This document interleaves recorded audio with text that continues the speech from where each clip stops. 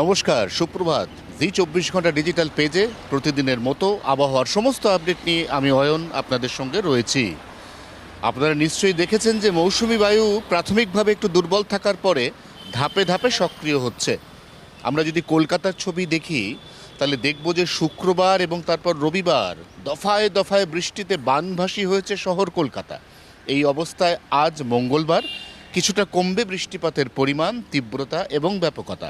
বুধবার থেকে আবার কলকাতা সহ দক্ষিণবঙ্গের জেলায় জেলায় বাড়তে চলেছে বৃষ্টিপাতের পরিমাণ।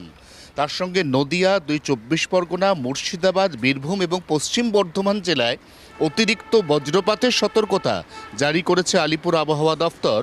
কারণ শুধুমাত্র মৌসুমি বায়ুর মেঘ নয়, তার সঙ্গে অবশ্যই রয়েছে কিউমুলোনিম্বাস বা উলম্ব মেঘের দাপাদাপি, যা অনেক ক্ষেত্রেই তৈরি করতে পারে শক্তিশালী স্কোয়াল ফ্রন্ট। দক্ষিণবঙ্গে যদি এই পরিস্থিতি হয় তাহলে ইতিমধ্যেই বিপর্যস্ত উত্তরবঙ্গ, যেখানকার জনজীবন দফায় দফায় বৃষ্টিতে কার্যত অনেকাংশে বিঘ্নিত বলা চলে, সেখানে আজ এবং আগামীকাল বৃষ্টিপাতের পরিমাণ কিছুটা কম থাকবে।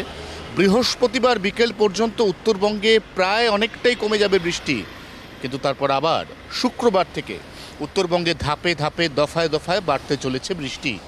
এই উইকেন্ডে উত্তরবঙ্গে অতিরিক্ত বৃষ্টির লাল সতর্কতা জারি হয়েছে একাধিক জেলায়।